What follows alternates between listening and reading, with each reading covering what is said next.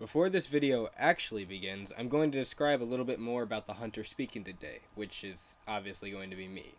I mean, who else did you think it was going to be?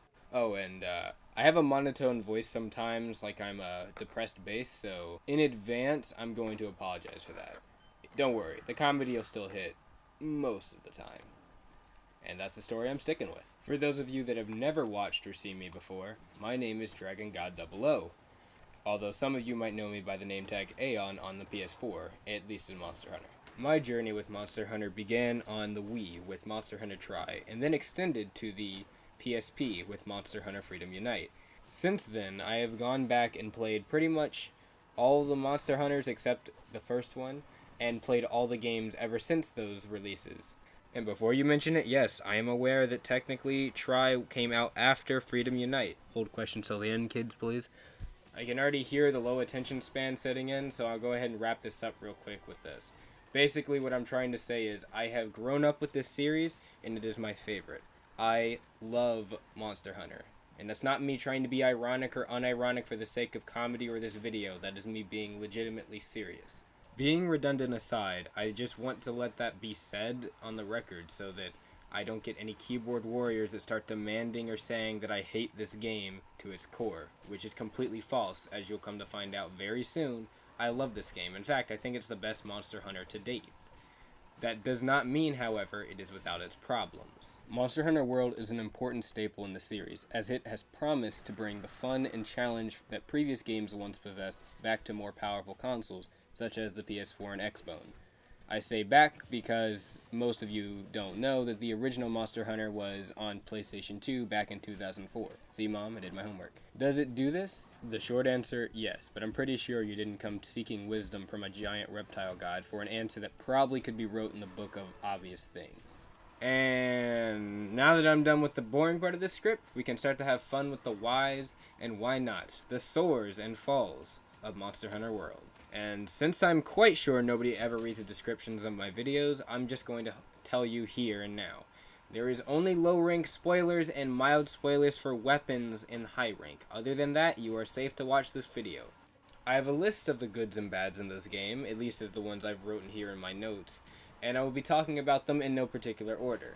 What this means is originally 2 thoughts on videos has been smashed into 1 thoughts on video, the video you're currently viewing at the moment. Why not 2 videos to stretch out that good old watch time? Because it saves you time and sanity. And since I'm still attending college right now as an engineer, I'm only privy to one of those things at a time, and you're damn right I'm gonna take any chance I get to have both of them. For positivity's sake, let's start with the good. Monster and world design. Something Monster Hunter for me has always struggled with was the world and map designs. To put it plainly, they're dull, or they've been dull. In previous games, the maps are basically 9 to 14 mini arenas for you and the hungry stomach in the room to try to play keep away. Well, you were trying to play keep away. It was trying to keep you in. Obviously, back then, the games were about the stomach, so the arena looking sometimes as bad as a 4th grader's writing assignment wasn't really a big deal, or it really wasn't talked about being a big deal that much. However, what was a big deal was indeed the break in combat that came with going from area to area. 4 to 8 second loading screens that give you a little bit of time to contemplate life. That oven you left on after going to work, not sure if that meal you ate last night was actually over the expiration date, or maybe the college debt you're currently in. A little bit too real for people? Okay. Wasn't really a big deal, but it was definitely something that was noticeable for a lot of newer players. What would make it especially noticeable is every now and then, the stomach would gurgle and fuck off to another part of the map to eat, sleep, or sit there and gawk at the pixelated foliage.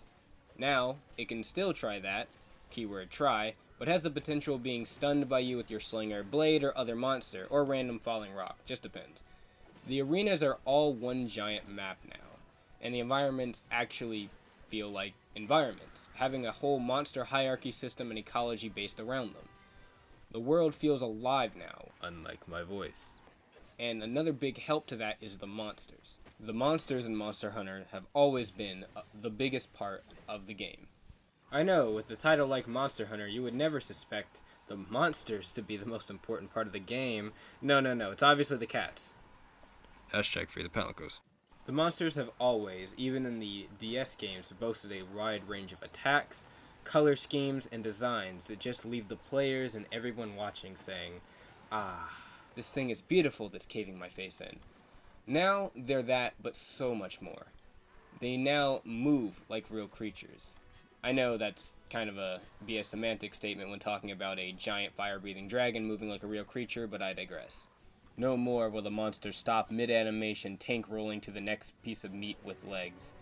Now they can chase that meat all around the map in a quick motion of just slightly moving their posture and running into you full speed. Real quick hunter service announcement. It is highly advised that when you see the monster turn to you in a certain way, where it looks like they might move their forward motion towards you, that you should most likely evade, even if they aren't doing that. Trust me. Half the time they run at you, it looks like a leisure stroll. Not to mention, they will actually target and attack other large monsters as well, since they possess just as much a threat as you do now, resulting in some very awesome fights called turf wars between the monsters. All the new monsters look amazing. And I mean amazing. Except for maybe Anja, you Devil Joe wannabe piece of Anyway, it's just a shame, though, that the monster count is rather lacking. I know, it's been made from basically the ground up, and it's getting free monster updates periodically, monthly, not sure exactly. But I can't be the only one that's really saddened by the roster and amount of monsters in the game. Just because you put subspecies like Pink and Azure Wrath doesn't mean you're breaking the mold and strides for new amounts, okay? Do these variations have different attacks? Yes, and behave mildly differently to their credit, but at the end of the day, they're still functionally the same. I'm still happy, however, that this was done over not having monsters, or more monsters altogether, but with so many series favorites like Lagiacrus, however you want to say it, Zinogre, Gormagala, and Brachydios, and such, I'm just kind of sad and not sure that this was the best showcase for the monsters. They do have a lot of series favorites like Diablos and Rathalos in there. Obviously, those are big staples. Also, another thing, just because the count of things is low doesn't mean you can skip out on design and other aspects. Speaking of which, the weapons. I love the more realistic take, Capcom, I really do. But, up until high rank, everything looks exactly the same.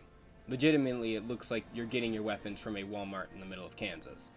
With a series known for having some of the best weapon design in hunting and RPG games, the weapons look like an iron plate with monster skin glued on it, half the time.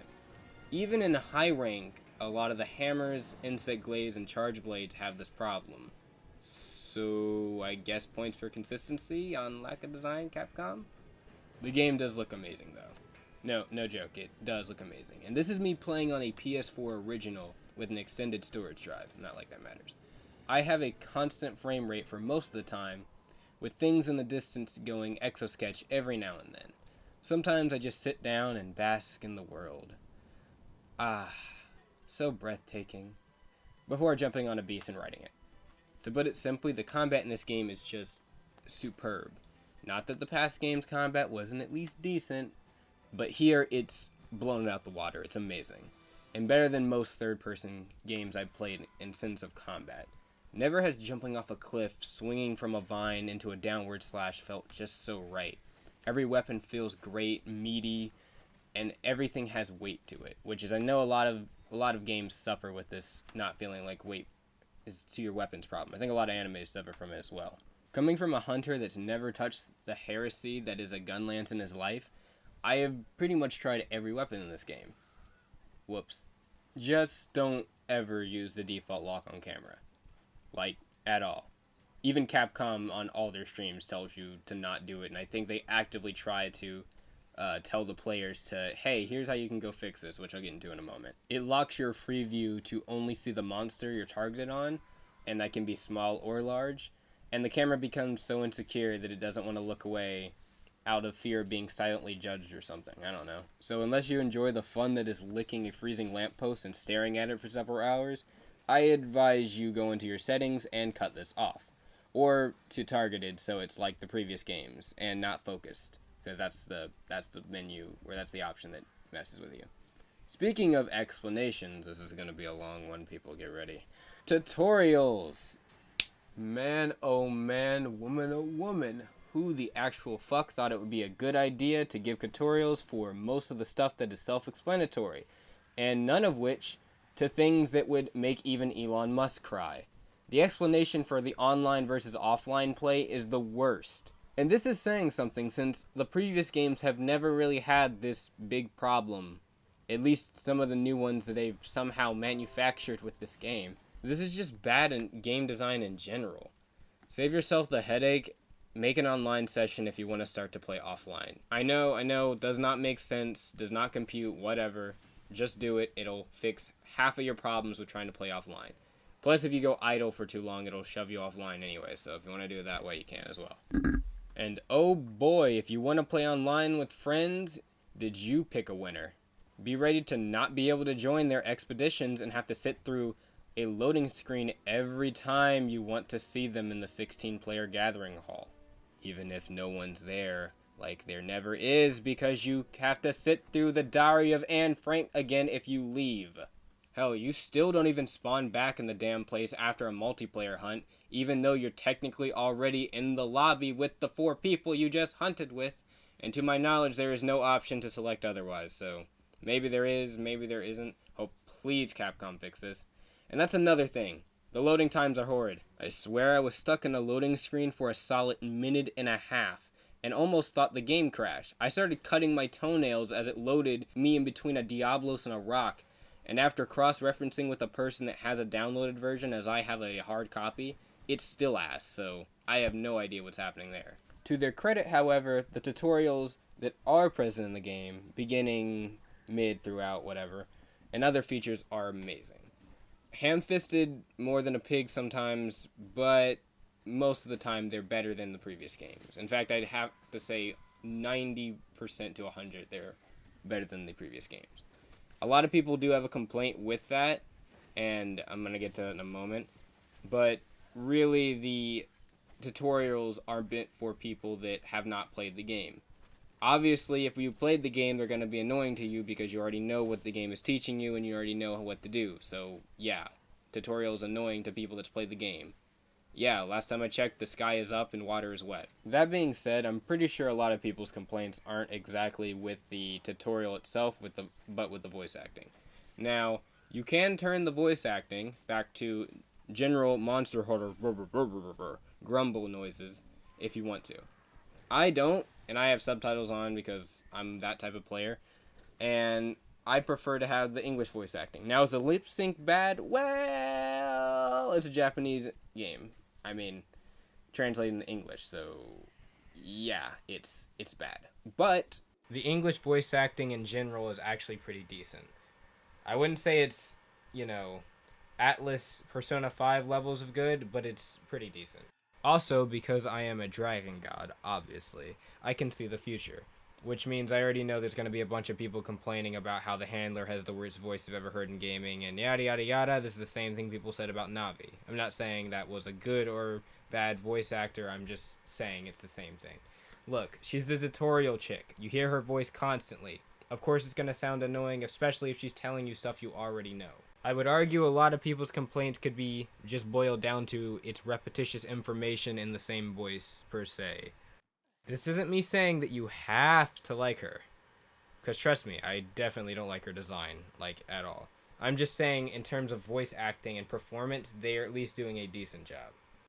In terms of making characters and people I care about in the story, I would have to say they've done a pretty decent job with that, considering most of the other games really didn't have a story. If you don't count 4U and 3U? Technically Tri did too, but 3U is more of a continuation of that in a better way. I'll stop wandering. Another thing, if you enjoy playing through games with your friends, as in the story, since I was just talking about that, of said game, have fun with that mess. Trying to shave a Bengal tiger with a straight razor is easier than playing through the story co-op. And if it sounds like that was impossible as a statement, maybe that says something about the co-op. I was playing with some streamer friends of mine, SlyGuy and HitMan, check them out below in the description box, when we were abruptly greeted with the following message while trying to join Hitman's quest. The player has not seen all the cutscenes for the quest, please wait. Okay. I mean, You've done multiplayer cutscenes before Monster Hunter. Remember Sideus from 3U? Or Daren Moran from 4U? Or Dalamadur from 4U? Snake Waifu. Yeah, you've done 4-player cutscenes in a lot of games and other story stuff, but okay. Well, eventually one of them had hit the final cutscene for that mission, as I had played ahead and knew, and the other player was greeted with this following gem. You have not seen the cutscene for this mission. You cannot join the quest.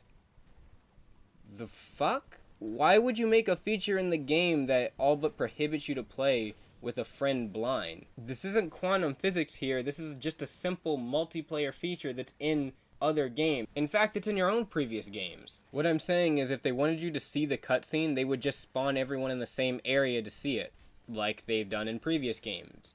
The technology exists, you know, and like the know-how to do it already exists. You've shown so in your own games. How did you screw it up? If people seeing the cutscene is that big a deal, just spawn everyone in the same area to see the cutscene at the beginning of the quest if they're playing with more than one person. Like, regardless if they've seen the cutscene or not, evidently you want them to see the cutscene and you won't let anyone else join until they have, so just start them all in the same spot.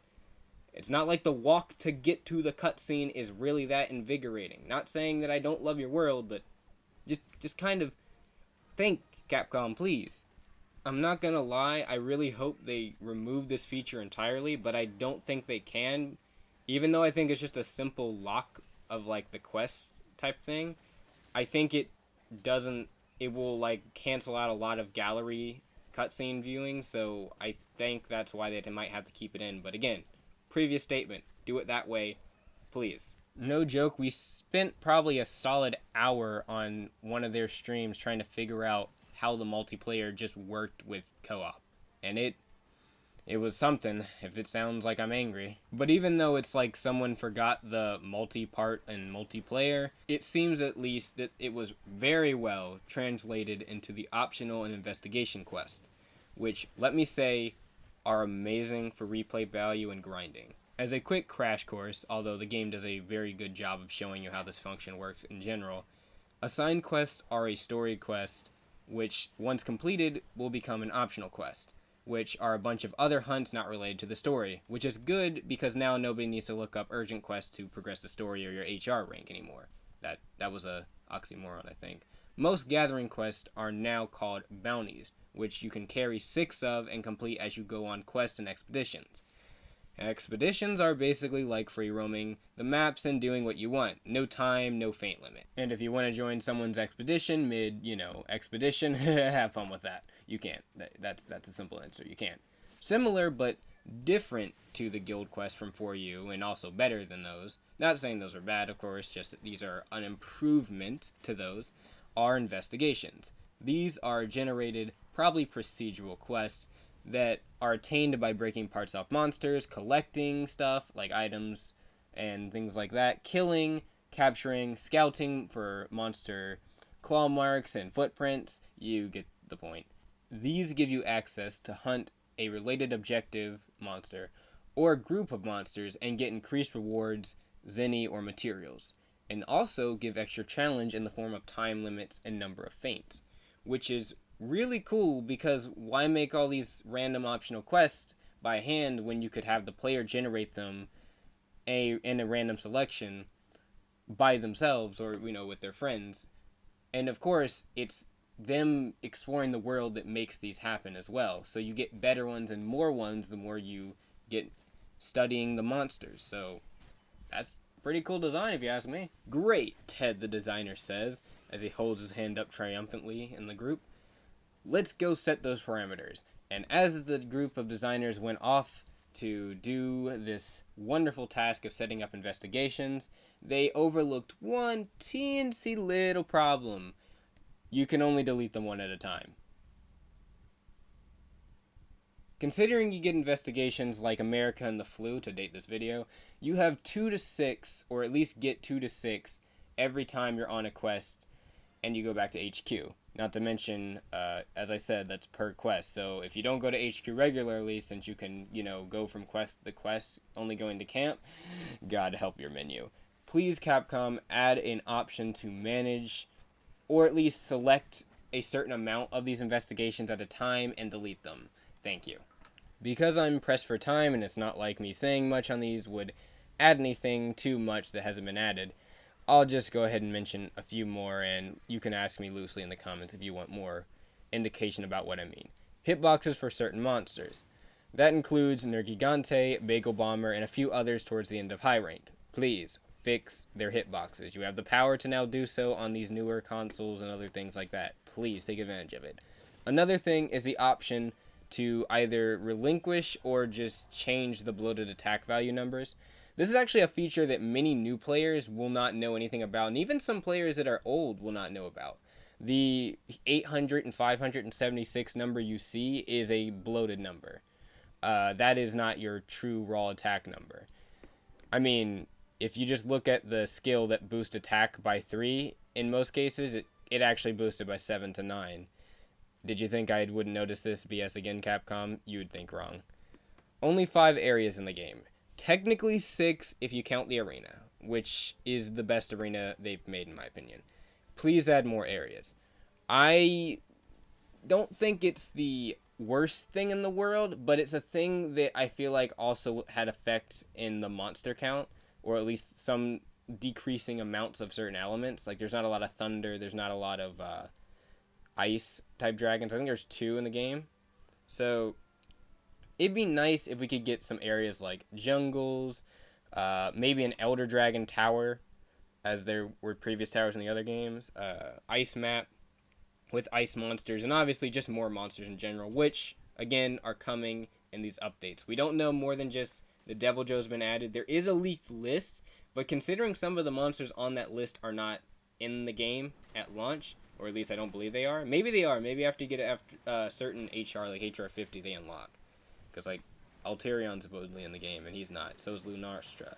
I don't know.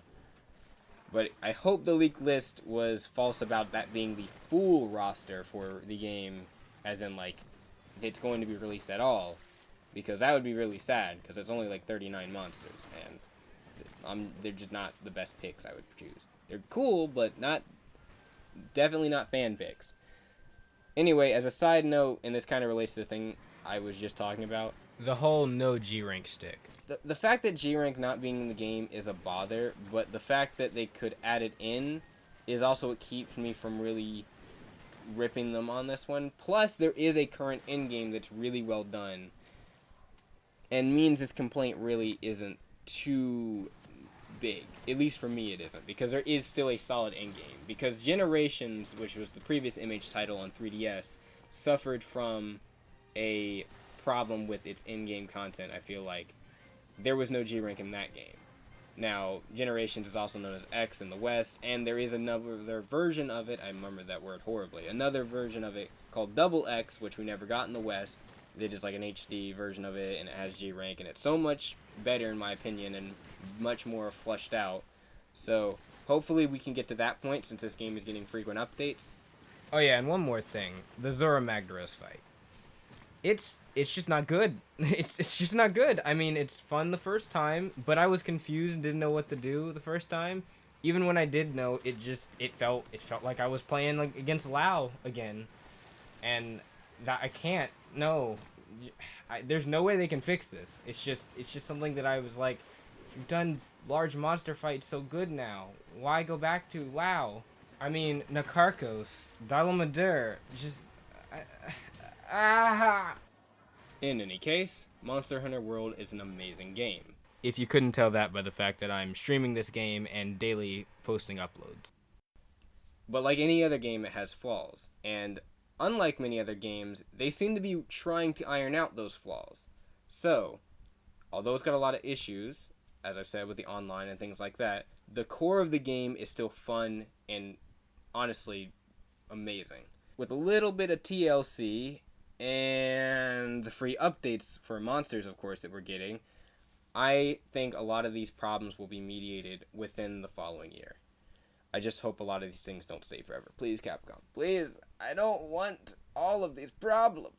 I would just like to say thank you all for watching. I stream pretty much every weekend, Friday and Saturday being my main days, and sometimes Sunday.